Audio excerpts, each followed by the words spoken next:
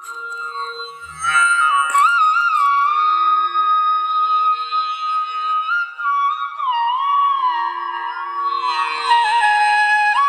সংশ্লেষের বিভিন্ন পর্যায় অর্থাৎ আলোক দশা এবং অন্ধকার দশা। আমরা আগের ভিডিওতে সালোক সংশ্লেষের বিভিন্ন শর্ত, ছোট্ট ছোট্ট কতগুলো টার্ম, সেগুলো নিয়ে আলোচনা করেছি। যারা প্রথম ভিডিওটা দেখনি, এটা দেখে নিয়ে এটা দেখলে বুঝতে সুবিধা হবে। তাই যারা এখনো দেখনি প্রথম ভিডিওটা একটু দেখে নিও, তারপর এটা দেখবে। এখন সালোক সংশ্লেষ অর্থাৎ গাছের খাদ্য তৈরির যে পদ্ধতি, সে পদ্ধতি প্রথম বিজ্ঞানী ব্ল্যাকম্যান 1905 খ্রিস্টাব্দে তিনি প্রথম দেখান যে এটা দুটো পর্যায়ে ঘটে। যার একটা পর্যায়ের আলোর প্রয়োজন হয়, অর্থাৎ আলোক নির্ভর, সম্পূর্ণ সূর্যালোকের উপর নির্ভর করে বিক্রিয়াটা শুরু হয়, এবং আর একটা পর্যায় যেটাতে আলোর প্রয়োজন হয় না, আলোক নিরপেক্ষ দশা বলা হয়। তো বিজ্ঞানী ব্ল্যাকম্যানের নাম অনুসারে দ্বিতীয় পর্যায়ের যে বিক্রিয়া, যেটা ব্ল্যাকম্যান রিয়াকশনও বলা হয়, আবার অন্ধকার দশা বলা হয়। অন্ধকার দশা মানে এই নয় যে অন্ধকারেই ঘটে, আসলে আলোর প্রয়োজন হয় না, তাই অন্ধকার দশা বলা হয়। প্রশ্ন হয় এই বিষয়ে যে অন্ধকার দশাকে আলোক নিরপেক্ষ দশা বলা হয় কেন? তার উত্তর এটাই হবে, মনে রাখবে, আলোক নিরপেক্ষ দশা বলার উদ্দেশ্যই হলো এই বিক্রিয়াগুলোতে আলোর প্রয়োজন হয় না। এমনটি নয় যে অন্ধকারেই ঘটে, দিনের বেলাতেই সূর্যের আলোর উপস্থিতিতেই বিক্রিয়াগুলি ঘটতে পারে, কিন্তু বিক্রিয়াগুলি ঘটার জন্য আলোর প্রত্যক্ষভাবে কোনো ভূমিকা নেই, তাই আলোক নিরপেক্ষ দশা বলা হয়। অন্ধকার দশাও বলা হয় যেহেতু আলোর প্রয়োজন হয় না। আবার বিজ্ঞানী ব্ল্যাকম্যানের নাম অনুসারে এটাকে ব্ল্যাকম্যান রিয়াকশনও বলা হয়। তো যাই হোক, ব্ল্যাকম্যান প্রথম তিনি দুটি পর্যায়ের কথা বলেন, আলোক দশা এবং আলোক নিরপেক্ষ দশা অর্থাৎ অন্ধকার দশা। তো আমরা আলোক দশা কোথায় ঘটে? আলোক দশা ক্লোরোপ্লাস্টের গ্রানা, আমরা দেখেছিলাম প্রথম ভিডিওতে, গ্রানার বাইরের পর্দা এবং ভেতরের পর্দায় কিভাবে ক্লোরোফিল সক্রিয় হয়, যেটা সালোক সংশ্লেষের অন্যতম শর্ত। তো ক্লোরোপ্লাস্টের গ্রানা অঞ্চলের মধ্যে কিন্তু আলোক দশার বিক্রিয়াগুলি সংঘটিত হয়। কি প্রয়োজন হয় এই দশায়? না, অবশ্যই অন্যতম প্রধান শর্ত সূর্যালোক, এবং কাঁচা মালগুলির মধ্যে ক্লোরোফিল এবং জল, এরা প্রথম দশাতেই অর্থাৎ আলোক দশাতেই প্রয়োজন হয়। তার সঙ্গে এনএডিপি, পাতার মধ্যে উপস্থিত যৌগ এনএডিপি এবং এডিপি, অর্থাৎ সূর্যালোক, জল, ক্লোরোফিল, এনএডিপি প্লাস বা আয়ন অবস্থায় থাকে, আয়নিত অবস্থায় থাকে, এবং এডিপি অর্থাৎ অ্যাডিনোসিন ডাইফসফেট, তার সঙ্গে পাতার কোষে অবস্থিত অজৈব ফসফেট, এইগুলির বিক্রিয়া শুরু হয় সালোক সংশ্লেষে আলোক দশা। তো আলোক দশার যে একেবারে প্রথম যে ধাপ, সেটা হলো সূর্যালোকের আবদ্ধকরণ, অর্থাৎ সূর্যের আলো, বলেছিলাম যে স্টার্ট আপের কাজ করে।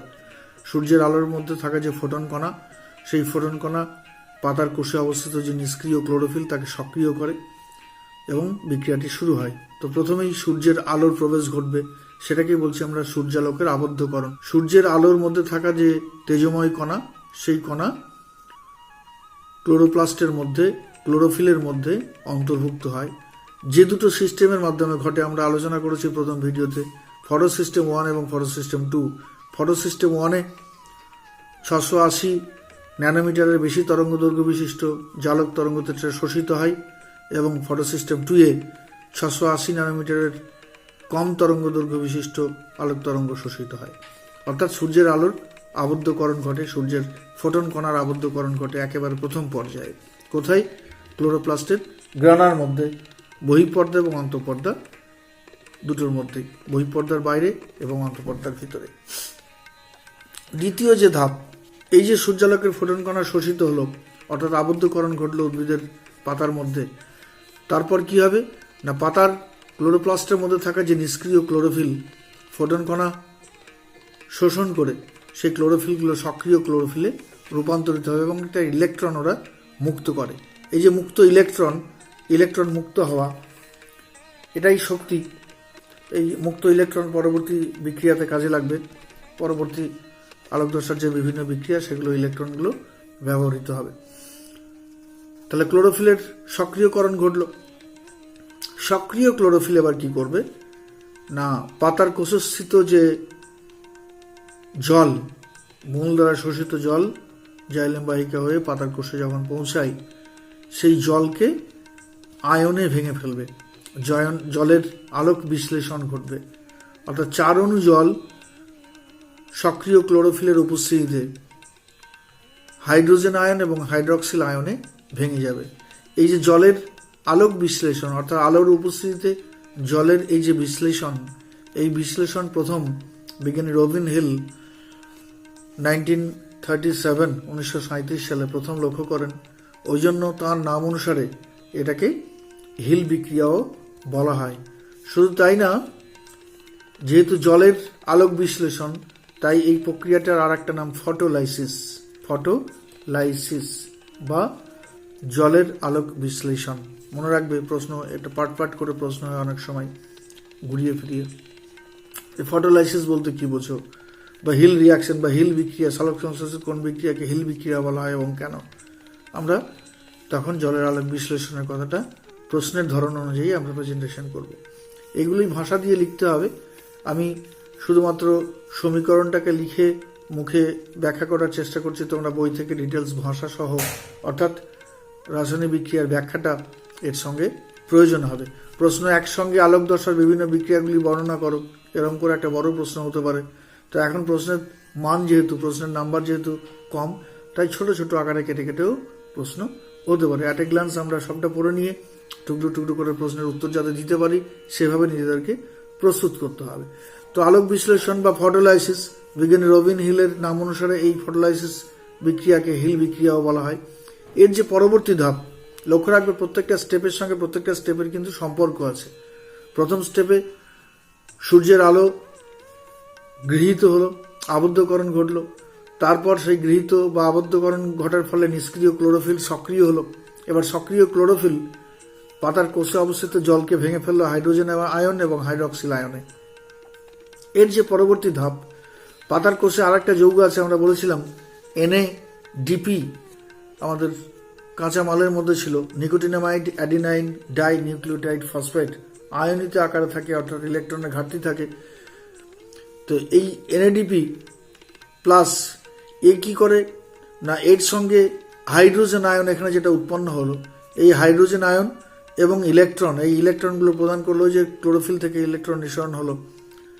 তো এই ইলেকট্রন এবং হাইড্রোজেন আয়ন এবং NADP প্লাস পাতার কোষে অবস্থিত, এরা যুক্ত হয়ে তৈরি হলো NADPH এবং H প্লাস আয়ন।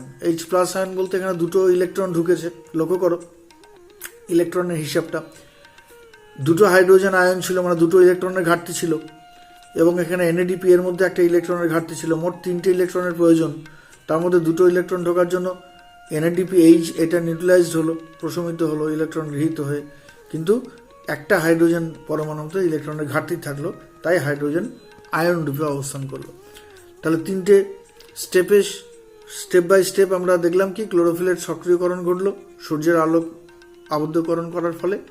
তারপর সক্রিয় ক্লোরোফিল জলের ফটোলাইসিস ঘটালো, এবং তারপর কি দেখলাম না NADP প্লাস এর বিজারণ ঘটলো, অর্থাৎ হাইড্রোজেন সংযুক্ত হলো, NADPH উৎপন্ন হলো এবং হাইড্রোজেন আয়ন উৎপন্ন হলো। এখন এই যে হাইড্রক্সিল আয়ন উৎপন্ন হয়েছিল, এই হাইড্রক্সিল আয়ন, 4টে হাইড্রক্সিল আয়ন, এরা 4টে ইলেকট্রন আধিক্য আছে দেখতে পাচ্ছ, 4টে ইলেকট্রন ত্যাগ করে এটা হাইড্রক্সিল মূলকে পরিণত হয়। তো নেক্সট স্টেপ আমাদের আলোক দশার পরবর্তী যে বিক্রিয়া, সেটা হলো অক্সিজেন উৎপাদন। কিভাবে অক্সিজেন উৎপন্ন হয় দেখো। তো এই যে 4টে হাইড্রক্সিল আয়ন, এরা হাইড্রক্সিল মূলকে পরিণত হলো এবং 4টে ইলেকট্রন বর্জিত হলো। এই ইলেকট্রনগুলোই বিক্রিয়াতে ঘুরে ফিরে কাজে লাগে বিভিন্ন রকম। তো এই 4টে হাইড্রক্সিল আয়নের মধ্যে এরা নিজেদের মধ্যে বিক্রিয়ায় প্রথমে হাইড্রোজেন পারঅক্সাইড উৎপন্ন করে 2 অণু, তারপর হাইড্রোজেন পারঅক্সাইড দ্রুত ভেঙে গিয়ে 2 অণু জল এবং 1 অণু অক্সিজেন উৎপন্ন করে। এই জল পাতার কোষের মধ্যেই থেকে যায়, কখনো অতিরিক্ত হয়ে গেলে বাষ্পাকারে বেরিয়ে যায়, এবং অক্সিজেনটা অবশ্যই বাই প্রোডাক্ট হিসাবে বায়ুতে মুক্ত হয়। অর্থাৎ সালোক সংশ্লেষ প্রক্রিয়ায় বায়ুমণ্ডলের যে অক্সিজেন ত্যাগ হয় সেটা এইভাবে আমাদের মূল দ্বারা শোষিত জল ভেঙে যে হাইড্রক্সিল আয়ন উৎপন্ন হয় সেখান থেকেই উৎপন্ন হয়। মাথায় রাখবে, অক্সিজেন উৎপন্ন হলো। আরেকটি বিক্রিয়া, রাসায়নিক বিক্রিয়া ঘটে আলোক দশায় আলোর উপস্থিতিতে, যেটাকে বলছি আমরা ফটোফসফোরাইলেশন বা এটিপি উৎপাদন।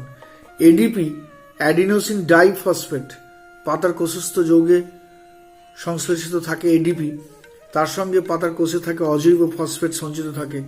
এডিপি এর সঙ্গে অজৈব ফসফেট সংযুক্ত হয় এবং এই সংযুক্তকরণের জন্য আলোর ফোটন কণা সূর্যালোকের শক্তি দরকার হয়।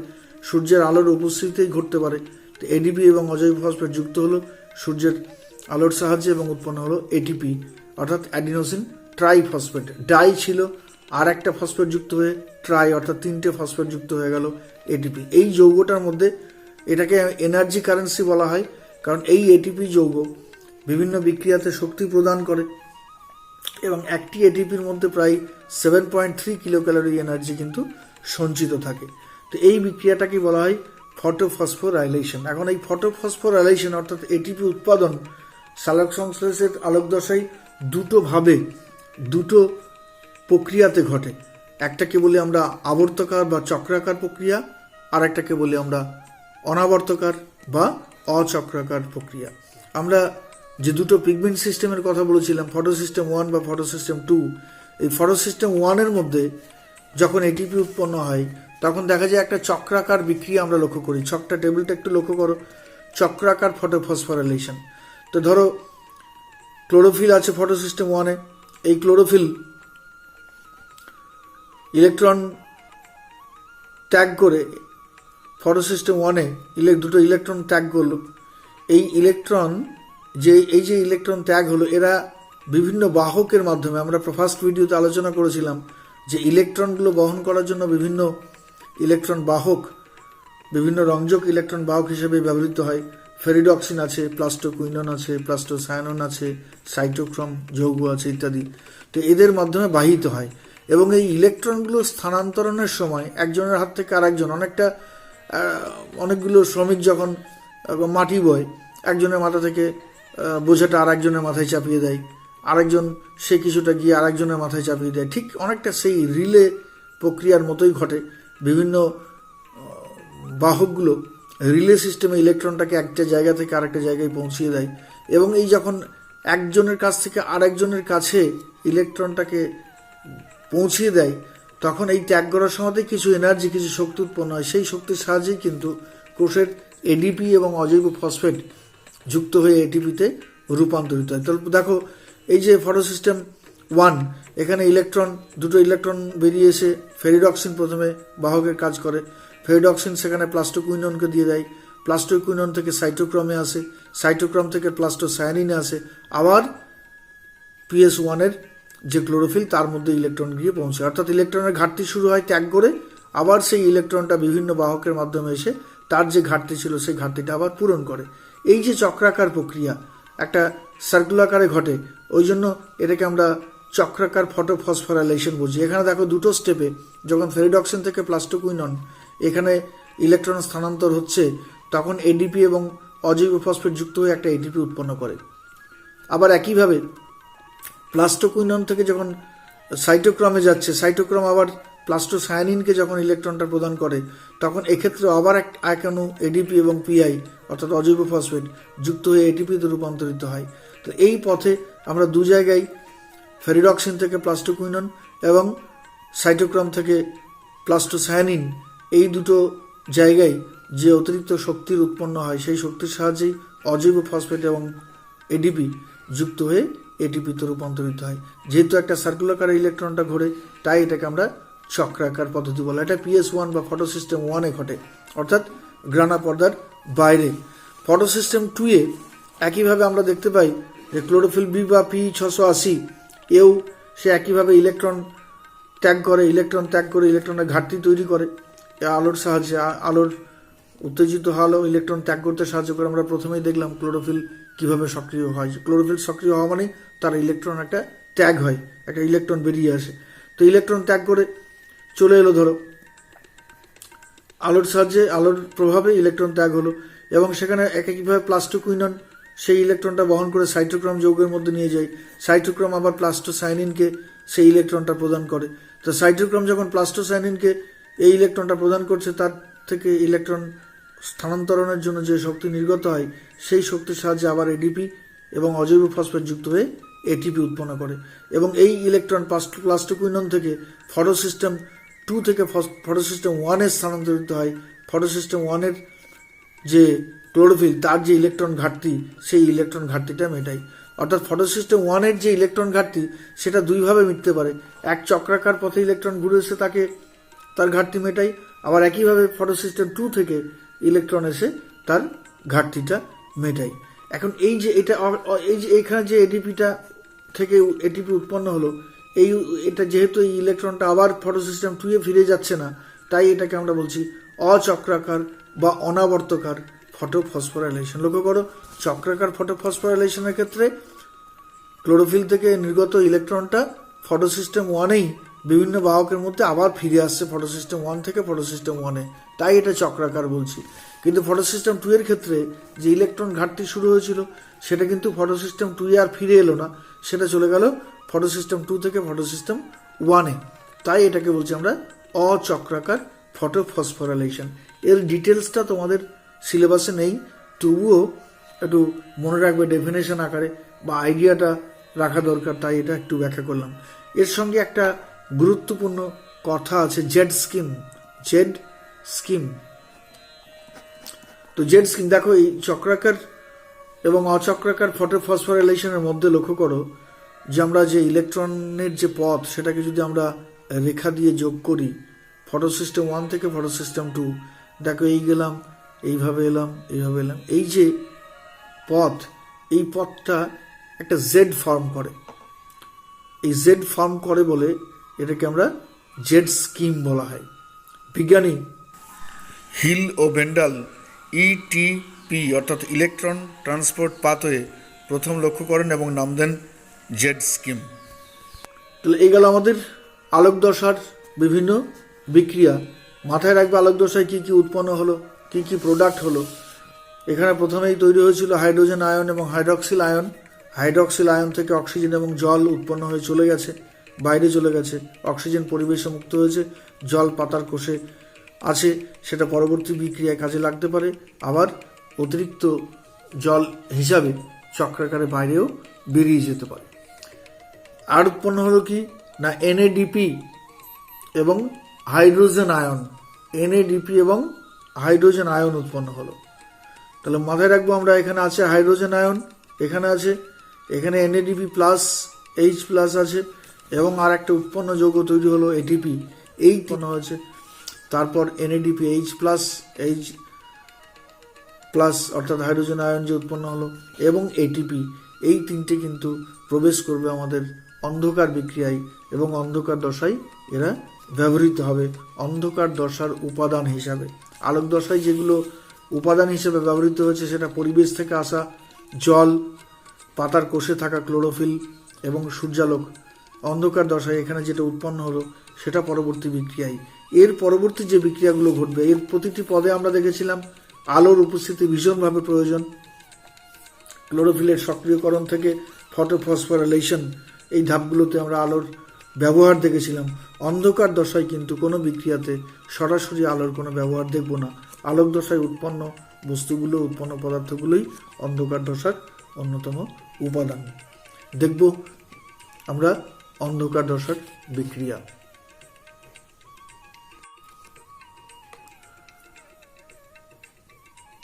তাহলে আলোক দশার পরবর্তী আমরা বললাম যে আলোক দশায় যে বিভিন্ন পদার্থগুলো উৎপন্ন হয়েছে সেটাই অন্ধকার দশার অন্যতম উপাদান। তো কোথায় ঘটে? এটা কিন্তু ক্লোরোপ্লাস্টের স্ট্রোমা অঞ্চলে। আমরা ক্লোরোপ্লাস্টের যে গঠন দেখেছিলাম তাতে গ্রানার মধ্যে আলোক দশার বিভিন্ন বিক্রিয়াগুলো হলো, কারণ ওখানে ক্লোরোফিল অবস্থান করে, বিভিন্ন রঞ্জক অবস্থান করে। ফটোসিস্টেম 1, ফটোসিস্টেম 2 দুটো তন্ত্র ওখানে অবস্থিত। এখন স্ট্রোমা অর্থাৎ গ্রানার বাইরে বেরিয়ে এসে যে ধাত্র থাকে ক্লোরোপ্লাস্টের মধ্যে, সেই ধাত্রের মধ্যে আলোক দশায় উৎপন্ন পদার্থগুলো বেরিয়ে আসে এবং তারপর সেখানে বিক্রিয়াগুলি ঘটে। এখানের যে উপাদান, আমরা আরেকবার মনে পাড়িয়ে দিই, ব্ল্যাকম্যান 1905 তিনি প্রথম লক্ষ্য করেন যে সালোক সংশ্লেষের বিভিন্ন বিক্রিয়াগুলি দুটি ভিন্ন পর্যায়ে হয়, দুটি ভিন্ন ধাপে হয়, যার একটা ধাপে সরাসরি আলোর ব্যবহার আছে, আর একটা ধাপে আলোর কোনো প্রয়োজন হয় না। তাই দ্বিতীয় ধাপটাকে তিনি আলোক নিরপেক্ষ বিক্রিয়া আখ্যা দেন, বা তার নাম অনুসারে এটাকে ব্ল্যাকম্যান বিক্রিয়া বলা হয়, আবার অন্ধকার দশাও বলা হয়। এমনটি নয় যে অন্ধকারেই ঘটে, এটা আলোর উপস্থিতিতে ঘটতেই পারে, কিন্তু আলোর ব্যবহার নেই, আলোর প্রয়োজন হয় না, তাই অন্ধকার দশাকে আলোক নিরপেক্ষ দশা বলা হয়। তো অন্ধকার দশার উপাদানগুলোর মধ্যে পরিবেশ থেকে পাবো আমরা কার্বন ডাইঅক্সাইড এবং আরইউবিপি, পাতার কোষে অবস্থিত আরইউবিপি, রিবিউলোজ বিসফসফেট, আলোক দশায় উৎপন্ন NADPH প্লাস হাইড্রোজেন আয়ন এবং ATP, আমাদের অন্যতম শক্তি অ্যাডিনোসিন ট্রাইফসফেট। তো অন্ধকার দশায় প্রথমেই আমরা কি দেখতে পাচ্ছি না, অঙ্গার আত্তীকরণ বলে একটা কথা আছে, নতুন কথা, কার্বন অ্যাসিমিলেশন বা অঙ্গার আত্তীকরণ। অঙ্গার শব্দের অর্থ কিন্তু কার্বন। আত্তীকরণ জিনিসটা কি? আত্তীকরণ কোষের অংশ হিসাবে পরিণত হওয়া বা কোষের অঙ্গে অঙ্গীভূত হওয়া, এটাকে আত্তীকরণ বলে। কোনো একটা পদার্থ যখন কোষের মধ্যে প্রবেশ করে কোষের অংশ হিসাবে পরিণত হয়, তখনই সেটাকে বলা হয় আত্তীকরণ বা অ্যাসিমিলেশন। আমরা আত্তীকরণ এই কথাটা মনে পড়ে গেল গুলঞ্চের যে মূলের কথা বলেছিলাম ফার্স্ট ভিডিওতে, গুলঞ্চের মূল, ওকে আত্তীকরণ মূলও বলা হয়। আত্তীকরণ মূল বলা হয় এই কারণেই, যেহেতু গুলঞ্চের মূলে সালোক সংশ্লেষ ঘটে এবং কার্বন অ্যাসিমিলেশন ঘটে, অর্থাৎ অঙ্গারও আত্তীকরণ ঘটে। সালোক সংশ্লেষকেই অঙ্গারও আত্তীকরণ বলা হয়। প্রশ্ন হয়, এটা একটা আলাদা প্রশ্ন, যে সালোক সংশ্লেষকে অঙ্গারও আত্তীকরণ বলা হয় কেন? না, সালোক সংশ্লেষ প্রক্রিয়ায় পরিবেশের কার্বন কোষের অঙ্গীভূত হয়, তাই বা কোষস্থ যৌগে অঙ্গীভূত হয়, তাই সালোক সংশ্লেষকে বলা হয় অঙ্গারও আত্তীকরণ। আর শুধু অঙ্গারও আত্তীকরণ বলতে কার্বন কোষস্থ যৌগের মধ্যে অঙ্গীভূত হওয়ার যে প্রক্রিয়া, তাকেই বলা হয় অঙ্গারও আত্তীকরণ। আর সালোক সংশ্লেষকে কেন অঙ্গারও আত্তীকরণ বলা হয়, তার প্রেজেন্টেশনটা একটু অন্যরকম। সালোক সংশ্লেষ প্রক্রিয়ায় যেহেতু পরিবেশের কার্বন কোষস্থ যৌগের মধ্যে অঙ্গীভূত হয়, তাই সালোক সংশ্লেষকে বলা হয় অঙ্গারও আত্তীকরণ। তো আমরা দেখব প্রথমেই কিভাবে অঙ্গারও আত্তীকরণ ঘটে, অর্থাৎ কোষস্থ যৌগের মধ্যে পরিবেশ থেকে যে কার্বন সেটা ঢোকে যে বিক্রিয়ায় 6 অণু কার্বন ডাইঅক্সাইড এবং পাতার কোষে থাকা আরইউবিপি, রিবিউলোজ বিসফসফেট, একটা উৎসেচকের সহায়তায়, আরইউবিপি কার্বক্সিলেজ উৎসেচকের সহায়তায় উৎপন্ন হয় PGA অর্থাৎ ফসফোগ্লিসারিক অ্যাসিড। এই ফসফোগ্লিসারিক অ্যাসিড 12 অণু ফসফোগ্লিসারিক অ্যাসিড উৎপন্ন হলো। তাহলে কি হলো না, অন্ধকার দশার একেবারে প্রথম ধাপে 6 অণু কার্বন ডাইঅক্সাইড 6 অণু আরইউবিপির সঙ্গে রাসায়নিক বিক্রিয়ায় উৎপন্ন করলো 12 অণু ফসফোগ্লিসারিক অ্যাসিড। কি উৎসেচকের সাহায্যে? না, আরইউবিপি কার্বক্সিলেজ। মনে রাখবে, এই আরইউবিপি কার্বক্সিলেজকে সংক্ষেপে বলা হয় রুবিস্কো। আরইউবিপি কার্বক্সিলেজ, আরইউবিপি কার্বক্সিলেজকেই বলা হয় রুবিস্কো। যাই হোক, তো এই যে ফসফোগ্লিসারিক অ্যাসিড উৎপন্ন হলো, এই ফসফোগ্লিসারিক অ্যাসিড পরবর্তী বিক্রিয়ায় কি হবে না, আলোক দশায় উৎপন্ন যে NADPH এবং হাইড্রোজেন আয়ন, এই NADPH এবং হাইড্রোজেন আয়ন এর সঙ্গে এই ফসফোগ্লিসারিক অ্যাসিড যুক্ত হলো। এই যুক্ত করার জন্য অন্যতম শক্তি হিসেবে কাজ করে এটিপি, অর্থাৎ এটিপির অনুপস্থিতিতে কিন্তু ফসফোগ্লিসারিক অ্যাসিড এবং NADPH প্লাস হাইড্রোজেন আয়ন এর সংযুক্তিকরণ ঘটা সম্ভব নয়। আলোক দশায় পেয়ে গেছি আমরা এই এটিপি ফটোফসফোরাইলেশনের দ্বারা, এবং এই NADPH plus hydrogen ion phosphoglyceric অ্যাসিডের সঙ্গে যুক্ত হলো, উৎপন্ন করলো যে অন্যতম প্রধান পদার্থ, সেটা হলো 12 অণু ফসফোগ্লিসারঅ্যালডিহাইড PGALD, ফসফোগ্লিসারঅ্যালডিহাইড। তার সঙ্গে বাই প্রোডাক্ট হিসাবে কি হলো না, এই এটিপি এর শক্তি ত্যাগ করে এডিপিতে রূপান্তরিত হলো এবং NADP এরা উৎপন্ন হলো NADP plus NADPH plus hydrogen ion থেকে NADP প্লাস। তাহলে প্রধান উৎপন্ন যে বস্তু সেটা হলো ফসফোগ্লিসারেল ডিহাইড। এই ফসফোগ্লিসারেল ডিহাইড আমার পরবর্তী বিক্রিয়ার অন্যতম কাঁচামাল। দেখবে প্রত্যেকটা বিক্রিয়ার সঙ্গে প্রত্যেকটা বিক্রিয়া কেমন স্টেপ বাই স্টেপ রিলেশন। তার প্রথমটা দেখলাম কার্বন ডাইঅক্সাইড এবং RUBP যুক্ত হয়ে ফসফোগ্লিসারিক অ্যাসিড উৎপন্ন করলো। নেক্সট স্টেপে দেখলাম ফসফোগ্লিসারিক অ্যাসিড আলোক দশায় উৎপন্ন NADPH প্লাস হাইড্রোজেন আয়ন এবং ATP এর সহায়তায় উৎপন্ন করলো ফসফোগ্লিসারালডিহাইড। নেক্সট যে ধাপ গ্লুকোজ সংশ্লেষ, অর্থাৎ সালোক সংশ্লেষের যে প্রধান উপাদেয় বস্তু উৎপন্ন বস্তু সেটার উৎপাদন। এই যে 12 অণু ফসফোগ্লিসারালডিহাইড উৎপন্ন হলো, এই 12 অণুর মধ্যে 2 অণু ফসফোগ্লিসারালডিহাইড থেকে 1 অণু গ্লুকোজ উৎপন্ন হয়।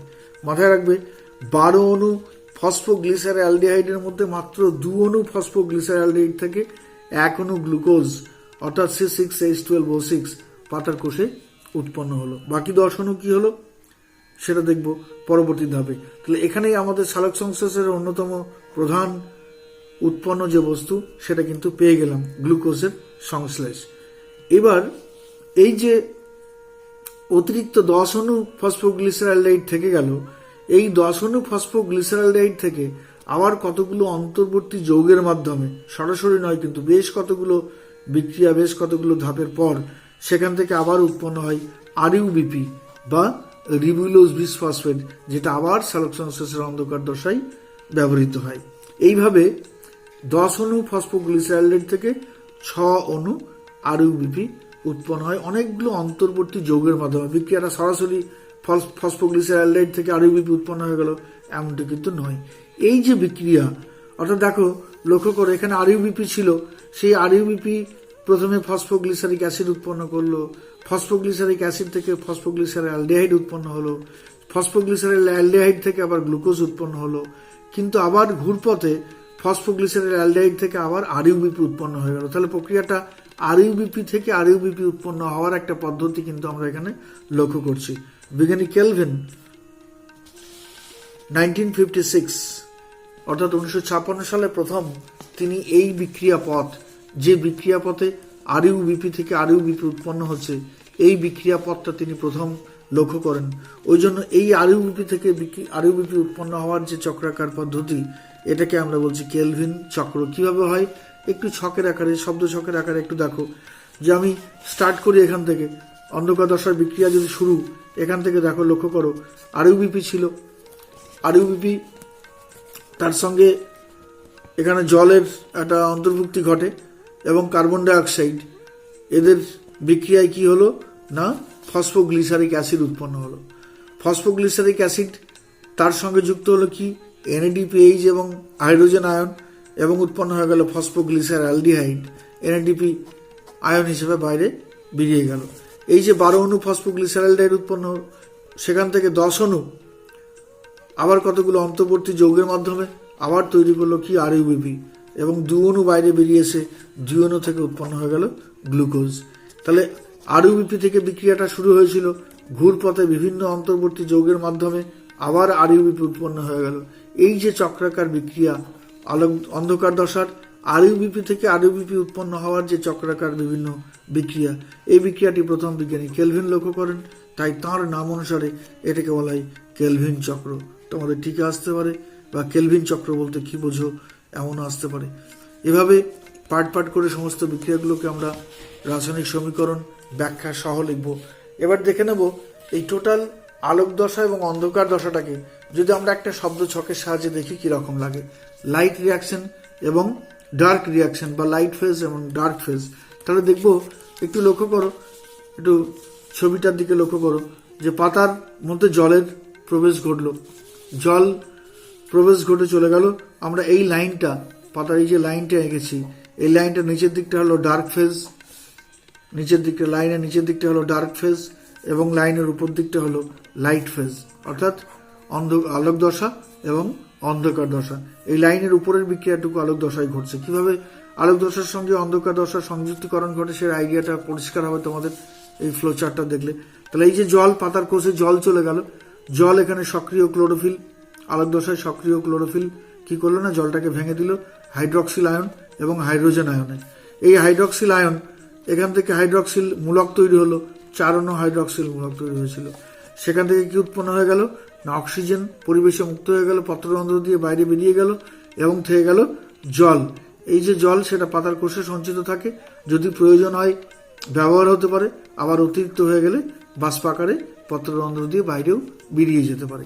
তাহলে এখানে দেখলাম এই যে জলের আলোক বিশ্লেষণ ফটোলাইসিস ঘটলো এবং সেখান থেকে হাইড্রক্সিল আয়ন থেকে অক্সিজেন এবং জল বেরিয়ে চলে গেল, পুরো থাকলো হাইড্রোজেন আয়ন। এই হাইড্রোজেন আয়ন কি হলো না NADP এর সঙ্গে যুক্ত হলো এবং NADPH প্লাস হাইড্রোজেন আয়ন উৎপন্ন করলো। এতটা পর্যন্ত আমরা কিন্তু লাইট রিয়াকশনে দেখেছি। এখানে এর বাইরে আর একটা বিক্রিয়া আছে শক্তি উৎপন্নের বিক্রিয়া, যেটা আমরা ফটোফসফোরাইলেশন বলি। যাই হোক, তো সেটা এই বিক্রিয়া চেনের সঙ্গে সরাসরি যুক্ত নয়, অন্যভাবে উৎপন্ন হয় এবং এই বিক্রিয়ার শক্তি প্রদান করে। তাহলে কি হলো না NADP থেকে NADPH প্লাস হাইড্রোজেন আয়ন উৎপন্ন হয়ে গেল। এই হয়ে গেল আমাদের লাইট রিয়াকশন। তাহলে এখানে আমার এই যে উৎপাদিত বস্তু NADPH প্লাস হাইড্রোজেন আয়ন, এটা এবার প্রবেশ করবে অন্ধকার দশায়। অন্ধকার দশায় প্রথমেই কি হলো না RUBP, পাতার কোষে ছিল RUBP, বাতাস থেকে চলে এলো কার্বন ডাইঅক্সাইড প্রবেশ করলো, RUBPর সঙ্গে কার্বন ডাইঅক্সাইড যোগ হয়ে উৎপন্ন হয়ে গেল ফসফোগ্লিসারিক অ্যাসিড। এই ফসফোগ্লিসারিক অ্যাসিডের সঙ্গে এবার NADPH আলোক দশায় উৎপন্ন NADPH প্লাস হাইড্রোজেন আয়ন যুক্ত হলো, যুক্ত হয়ে তৈরি গেল ফসফোগ্লিসারঅ্যালডিহাইড। এই ফসফোগ্লিসারঅ্যালডিহাইড থেকে আমরা কি বললাম 12 অণু ফসফোগ্লিসারঅ্যালডিহাইডের মধ্যে 10 অণু ফসফোগ্লিসারঅ্যালডিহাইড থেকে আবার কতগুলো অন্তর্বর্তী যৌগের মাধ্যমে কি উৎপন্ন হয়ে গেল RUBP, সেটা আবার ব্যবহৃত হবে। এই যে চক্রাকার পথ সংক্ষেপে এটাকে আমরা বলছি কেলভিন চক্র, বিজ্ঞানী কেলভিনের নাম অনুসারে। এবং অন্য 2 অণু যে ফসফোগ্লিসারঅ্যালডিহাইড, সেখান থেকে উৎপন্ন হয়ে গেল সরাসরি এখনো গ্লুকোজ। সমস্ত সালোক সংশ্লেষের প্রক্রিয়াটি আমরা এখানে সংক্ষেপে একটু দেখে নিলাম। তোমরা এখান থেকে যে প্রশ্ন হতে পারে, বিভিন্ন প্রশ্ন, অনেকগুলো প্রশ্ন আছে। আলোক দশার বিভিন্ন বিক্রিয়াগুলি বর্ণনা করো, অন্ধকার দশার বিভিন্ন বিক্রিয়াগুলি বর্ণনা করো, মোটা দাগের প্রশ্ন। ছোট প্রশ্ন যেমন হিল রিয়াকশন বা হিল বিক্রিয়া কি, ফটোফসফোরাইলেশন বলতে কি বোঝো, চক্রাকার ফটোফসফোরাইলেশন কি, অচক্রাকার ফটোফসফোরাইলেশন কি, রুবিস্কো কি। নেক্সট, অন্ধকার দশা থেকে অঙ্গারু আত্মীকরণ বলতে কি বোঝো, সালোক সংশ্লেষকে অঙ্গারু আত্মীকরণ বলা হয় কেন, RUBPর পুনরুৎপাদন বলতে কি বোঝো, কেলভিন চক্র কি, কিভাবে কেলভিন চক্রের মাধ্যমে RUBPর পুনরুৎপাদন হয় শব্দ ছকের সাহায্যে দেখাও। এরকম করে নানান ধরনের প্রশ্ন থাকতে পারে। তোমরা এই সমস্ত বিষয়টা বুঝে নিয়ে, ভিডিওটা আর একবার দেখে নিয়ে, বইটাকে একটু পড়লেই এই সমস্ত প্রশ্ন উত্তরগুলো আশা করি তোমাদের তৈরি হয়ে যাবে। দেখতে থাকো, আমরা পরের ভিডিওতে পরবর্তী অংশ নিয়ে আসবো। তাই এখনও যারা চ্যানেলটি সাবস্ক্রাইব করোনি, অবশ্যই সাবস্ক্রাইব করে রাখো, যাতে সমস্ত ভিডিও আপডেটগুলো দ্রুত তোমাদের হাতে পৌঁছায়।